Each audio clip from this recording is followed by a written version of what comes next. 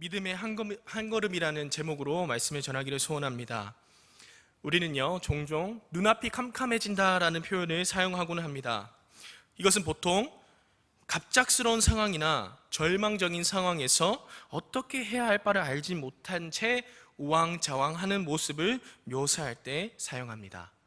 여러분들께서는 혹시 이 눈앞이 캄캄하다는 이런 경험을 해보신 적이 없으십니까? 아마도 여러분들의 인생 속에서 한두 번, 아니 여러 차례 이 경험들을 해보셨을 것입니다. 특별히 여러분들의 신앙과 현재 상황이 대치되는 상황 속에서 이러한 경험들은 더욱더 우리가 경험할 수 있는 것이라고 볼 수 있습니다. 마치 이런 것과 같습니다. 생소한 장소에 갔습니다. 백화점이나 처음 가보는 장소에서 갑자기 정전이 일어난다면 굉장히 당황스러웠을 것입니다. 마치 우리가 갈 바를 알지 못하고 우왕좌왕하는 모습을 발견하게 될 것입니다.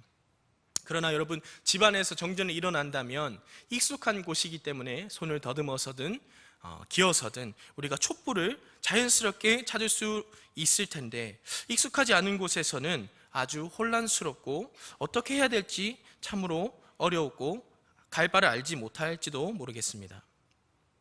자, 이와 같이 혼란 속에 빠져 있는 상태를 우리는 눈앞이 캄캄하다, 어떻게 해야 될지는 모르겠다라는 의미로 사용한다고 하는 것입니다. 본문의 말씀에도 특별히 이 눈앞이 캄캄한 상황, 그 상황에 처한 한 인물이 등장합니다. 여러분도 잘 아시다시피 바로 모르드게와 에스더라는 것입니다. 여러분, 성경은요, 특별히 구약 성경은 이야기의 흐름들이 있습니다.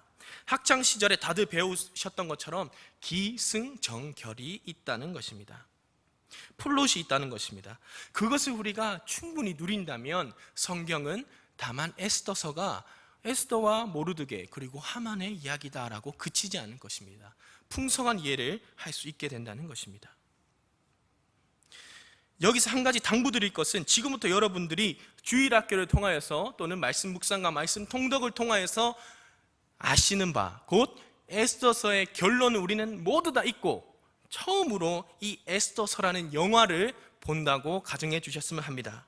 그러한 심정으로 영화관에 처음 들어와서 이 영화가 전혀 어떤 영화인지 모르는 상태로 영화를 본다고 생각하고 오늘 말씀으로 들어가기를 소원합니다. 본문 에스더서의 말씀은 마치 우리 인생에서 신앙생활을 할 때 경험할 수 있는, 아까 말씀드린 대로 눈앞이 캄캄해진 상태를 보여주고 있습니다. 내 신앙을 지키기 위해서 소신껏 행동을 했더니 자기만 목숨을 빼앗기는 것이 아니라 내 행동을 통하여서 공동체 전체가 죽게 되는 엄청난 결과를 가져왔다는 것입니다. 물론 본문에서 에스더가 죽으면 죽으리라는 결단을 가지고 목숨을 걸고 페르시아 왕위를 차감함에도 목숨을 부지하게 되고요, 잔치를 열었을 때 오케이, 잔치 참여하겠다, 이런 결과를 가지기도 하고요, 또 여러분도 잘 아시다시피 해피엔딩으로 끝난다는 우리는 잘 알고 있습니다. 그러나 만약 우리가 아까 말씀드린 대로 이것을 전혀 모르는 상태에서 본문 5장 말씀을 본다고 한다면, 하만과 그의 아내 세레스와 친구들이 작당에서 나무를 세우고 모르드게를 죽이기 위해서 이렇게 음모를 꾸미는 장면을 본다면, 모르드게와 에스더에게 무엇인가 큰일이 있을 것이다 라는 생각을 할 수 있게, 예상을 할 수 있게 된다는 것입니다. 마치 발단 전개 위기 절정 결말에서 우리가 참 잘 배웠던 거죠. 발단 전개 위기 절정 결말에서 위기와 절정, 이 최고의 클라이막스를 보고 있는 듯 합니다. 여러분 한번 생각해 보십시오. 내가 내 신앙을 지킨 것만으로, 행동한 것만으로 나만 피해보는 것은 오히려 내 영광이 되고 내 자신의 의의가 되는 것입니다. 그러나 나의 신앙을 지킨 것을 통하여서 특별히 모르드게가 한 행동, 즉 높임을 받으려 하는 하만에게 절하지 않고 꿋꿋하게 이렇게 행동한 것을 통하여서 내가 죽는 것이 아니라, 여러분도 저번에 계속해서 이번 주에 배웠던 말씀과 같이 하만의 1만 달란트 작정을 통하여서 아하수에로가 모든 유대인들, 젊은이와 늙은이 모두를 말살하라라는 이 조서를 내리게 되는 끔찍한 결말을 처하게 된다는 것입니다. 한마디로 자신의 행동을 통해서 공동체 전체가 죽게 되었다는 것입니다. 이 상황은요, 내가 내 신앙만을 지킨다고 될 문제가 아닌 것입니다. 상상을 해봅시다. 일제치하에 있는 우리 예수 믿는 사람들이 참 많이 순교를 했었는데요, 참 그 가운데 어떤 교실에 일본 순사들이 있고 여러분들이 학생으로 볼모로 잡혀있다 칩시다. 일본 순사가 이렇게 묻습니다. 야, 너 예수 믿을 거야? 예수 믿으면 죽어 라고 하면서 물어본다는 것입니다. 이렇게 얘기할 수 있을 것입니다. 나는 북한이 싫어요 라는 것처럼 나는 예수님 믿겠습니다. 예수님 절대 부인할 수 없습니다. 이렇게 고백했을 때 여러분, 만약 그래 죽어 하면서 총을 쏘았다면 그 사람은 순교한 것이 되고 후에 그 신앙의 결단들은 찬사받을 것입니다. 그러나 여러분, 그렇게 고백하자 오케이 알겠어 하면서 일본 순사가 모두를 죽인다면 어떻게 되겠습니까? 마치 이런 상황이 어떤 상황이죠? 눈앞이 캄캄해지는 상황이라는 것입니다. 마치 그러한 상황이라는 것입니다. 이러한 비교를 통해서 에스더서의 본문도 모르드게 한 사람의 어리석은 행동으로 온 민족에게 재앙이 임했다라는 절망적인 이야기를 보여준 걸까요? 아닙니다. 그렇지 않습니다. 여러분, 에스더서는요, 새해 준비 기도에 여러 설교자들께서도 잘 말씀해 주셨다시피 하나님이라는 단어가 등장하지 않습니다. 주라는, 내 주님 할 때 주라는 단어도 등장하지 않습니다. 심지어는요, 하나님께 무엇인가 구하는 행위인 기도라는 단어도 등장하지 않습니다. 그렇기 때문에 많은 학자들은 이렇게 얘기합니다. 구약 성경에 이 에스더서가 어떻게 이 거룩한 성경에 끼어들 수 있느냐? 절대 안 된다라고 그렇게 말하기도 합니다. 그러나 저는요, 이 모르드게의 고백 속에 힌트가 있다는 것을 발견했습니다. 그것은 에스더서 3장 3절에서 4절 말씀을 통해 발견할 수 있게 되는데, 우리 다 같이 한번 읽어보도록 하겠습니다. 시작.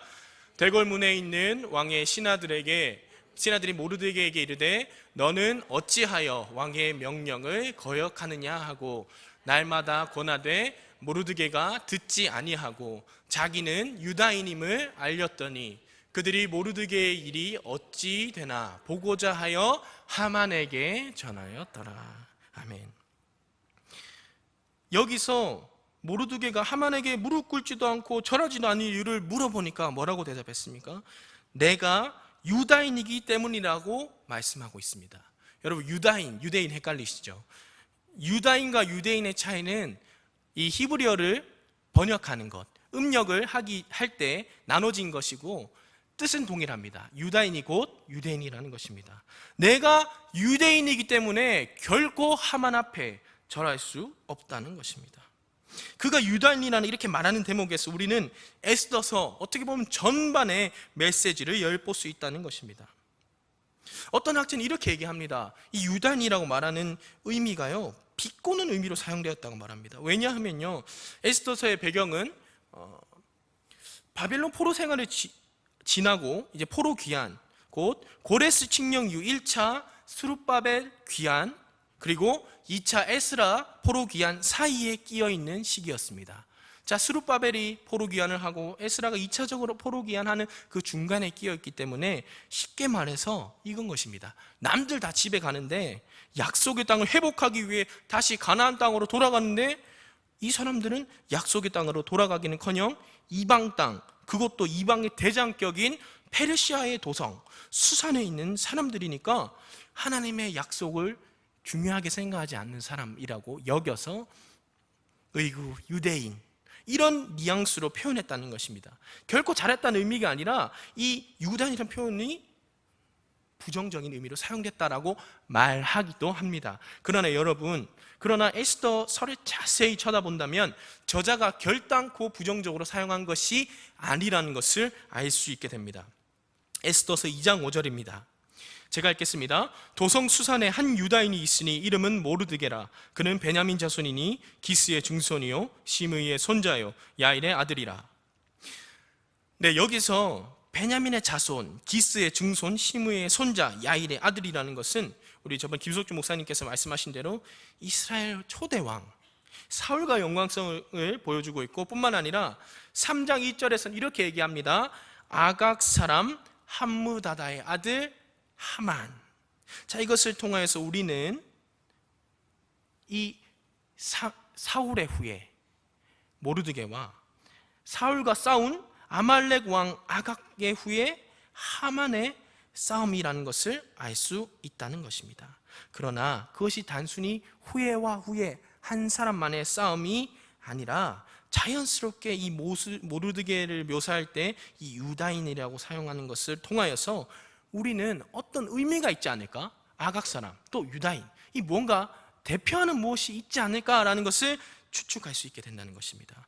우리가 이 단어를 성경 전체로 비추어서 바라본다고 한다면 이 유다인이라는 단어가 지역이나 출생만을 이야기하는 것이 아닙니다. 내가 한국 사람이라서 한국 사람이라는 것이 지역과 출생을 말하지만 그것뿐만이 아니라 유대인이라는 것은 그 이상의 것이 있다는 것입니다. 특별히 이 단어는요, 백성과 자손이라는 의미와 유사하게 연결되어 사용되는데 결국 이것이 의미하는 것이 무엇이겠습니까?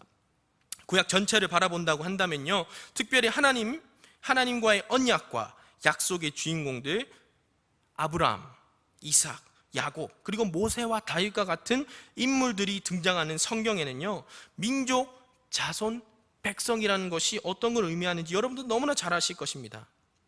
물론 그냥 단순히 후손 또는 후예, 애굽에서 탈출한 사람들이라는 정체성을 나타내는 것으로도 분명 보일 수 있지만은요, 여러분, 이 단어의 본질, 유다인의 본질은요, 하나님께서 택하시고 인도하시고 또 그를 통하여서 하나님의 통치가 있는 그런 나라를 이루게 하실 백성들이라는 것을 우리는 너무나 잘 안다는 것입니다.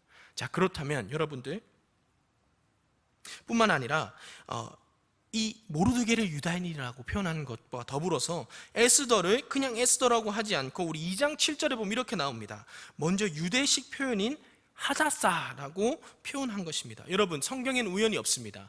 왜 이유도 필요 없이 처음부터 끝까지 에스더라고 하면 되지 하다사라는 이름을 왜 밝혔을까요?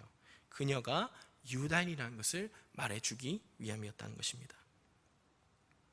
자, 그렇다면 우리가 결론적으로 유대인이라는 표현이 모르드게가 단순히 하만에게 굴복하지 않으면서 고백했던 그것이 바로 자신 개인의 신앙만을 지키기 위하여 고백한 것이 아니라 바로 유대인 전체의 정체성을 대표하는 것으로서 행동한 것이라는 것입니다.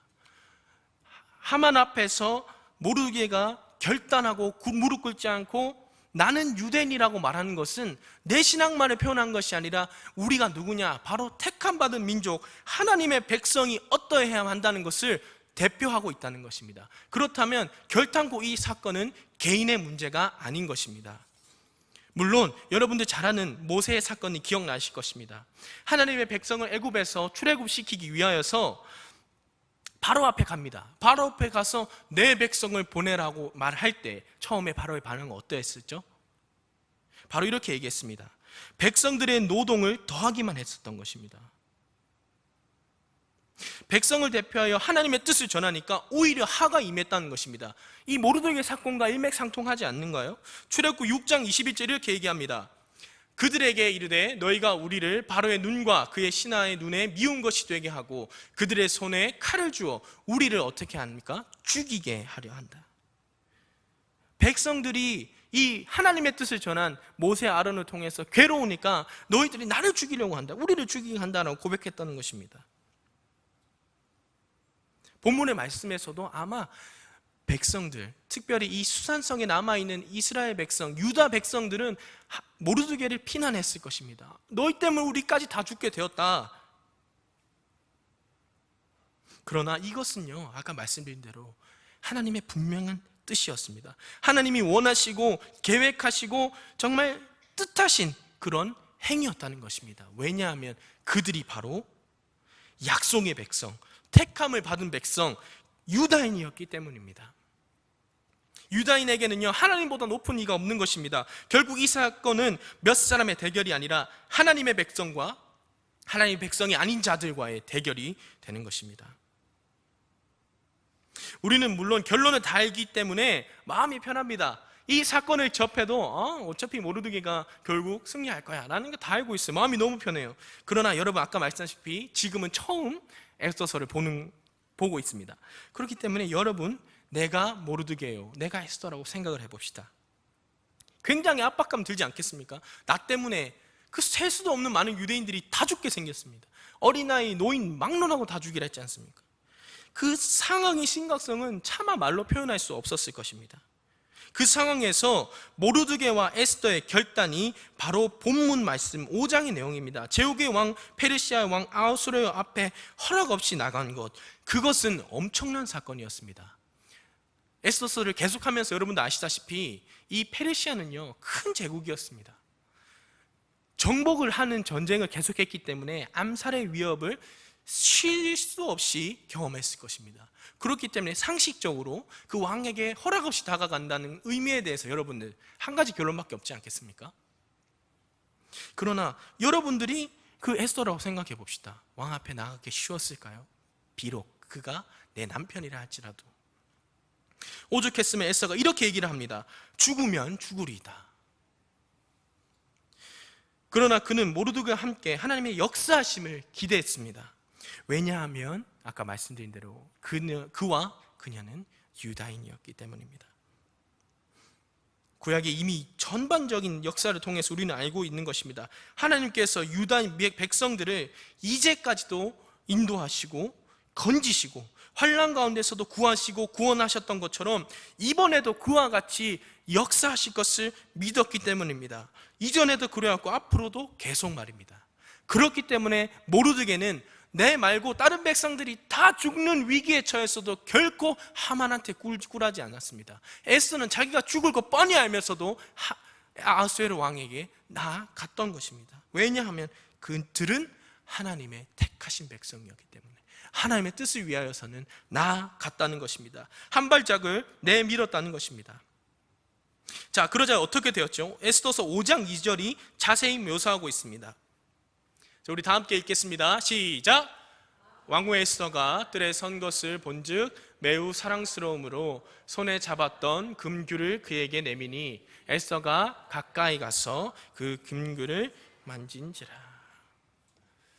매우 사랑스러워서. 이 표현에서 뭔가 이 아하수르의 왕의 이 심정이 좀 느껴지십니까? 네, 어떤 사람들은 우연이라 할 수 있겠습니다. 우연하게 자기 왕비니까 예쁘게 여겼을 것이다. 또 어떤 사람들은 에스더가 절세 미녀였기 때문에 그럴 것이다 라고 말할지 모릅니다. 그러나 금식과 기도로 준비한 사람들은 알 것입니다. 기도로 간구했던 사람들은 이 사실이 하나님께서 그들의 기도에 응답하셔서 아하수르의 마음을 만지시고 움직이셔서 그가 에스더를 바라볼 때 사랑스럽게 여기다, 그렇게 움직였었다는 것을 기도한 사람은 알았던 것입니다. 뿐만 아니라 에스더의 초대에도 흔쾌히 허락했던 것도 말입니다. 여러분, 앞으로 하나님께서 이 에스더를 통해서 해결해 나갈 것이 기대되지 않으십니까? 물론 이 이후의 결말을 모른다고 했을 때 말입니다. 에스더가 얼마나 정교하고 치밀하게 짜였는지 우리의 선지식을 배제하고 읽으면 얼마나 스펙타클한 이야기인지 모르겠습니다. 말씀드린 대로 절정으로 5장 4절에 하만이 5장 14절에 하만이 나무 기둥을 세워 모르드게를 매달 것을 작정하는데, 이 대목은 마치 우리가 드라마를 보면 다음 주 예고 또는 내일 예고편을 보는 것 같이 어떻게 될까 궁금하게 만드는 장면입니다. 네, 내일도 계속해서 에스더를 하겠지만 여러분, 신앙생활이라는 것은 그렇습니다. 눈앞에 캄캄해지는 순간들이 정말 끊임없이 찾아올 것입니다. 그때 여러분들은 어떻게 하시겠습니까? 마치 정전 가운데 우왕좌왕하고 있는 그런 사람들처럼 그냥 바닥에 주저앉거나 또는 그냥 방황하고 계시겠습니까? 아니면 에스더와 같이 그 눈앞이 캄캄한 상황 속에서도 한 발짝을 내딛는 그런 신자가 되시겠습니까? 제가 죽으면 죽으리다 하면서 모두 같이 죽자라고 얘기하는 것이 아닙니다. 모르드게와 에스더는 그들이 누구인지 분명히 알았습니다. 택함 받은 민족, 하나님의 백성, 거룩한 나라, 제사장, 자기가 하나님께서 정말 택하신 백성이었다는 것을 알았다는 것입니다. 그렇기에 하만과 아하수에로 그 어려움 속에서도 한 발짝을 내밀었다는 것입니다. 여러분도 마찬가지지 않겠습니까? 여러분들 누구십니까? 예수님께서 십자가에 달려 죽으셨습니다. 그 돌아가신, 그 흘리신 피로 우리는 그가 사신 바 되었습니다. 이제 그를 믿는 자는 이제 그리스도인이 되었습니다. 이제 내가 산 것이 아니요 내 안에 그리스도께서 사는 그러한 그리스도인이 된 것입니다. 여러분 십자가에 못 박혀 돌아가실 때 그 위에 팻말의 내용을 기억하십니까? 바로 유대인의 왕 나사렛 예수, 택함 받은 백성, 하나님 나라의 백성인 유다인의 왕이었다는 것입니다. 이것이 지금은 누구를 가리키겠습니까? 맞습니다. 바로 우리 그리스도인입니다. 쉽게 말해 기독교인의 왕, 다른 말로 바꿔보면 기독교인의 왕 나사렛 예수님, 그리스도인의 왕 나사렛 예수님이라는 것입니다.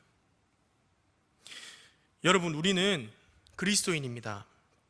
모르드게가 유다인이었던 것처럼 우리의 정체성은 예수님을 구주로 믿는 그리스도인입니다. 우리도 그들과 같이 신앙의 아찔한 순간들을 맞이할 것입니다. 분명 눈앞이 캄캄해질 만한 그런 순간들도 올 것입니다. 그때 어찌하시겠습니까? 그때 무엇을 선택하시겠습니까? 우리는 신앙의 발걸음 내디뎌야 할 것입니다. 어떠한 순간이라도 분명히 결단해야 될 순간이 찾아온다는 것입니다. 예측 가능한 순종이 아니라 위험한 순종을 해야 할 그 순간이 찾아온다는 것입니다. 그렇게 할 때 비록 우리의 눈에 고난이 찾아오고 위협이 찾아오고 손해가 찾아오고 목숨의 위협이 찾아오는 것 같이 보여도 그 너머에는 한없는 하나님의 복락이 찾아온다는 것을 기억하기를 소원합니다. 하나님은 복 주시는 하나님이십니다. 단순히 잘 먹고 잘 살게 하시는 하나님이 아닙니다.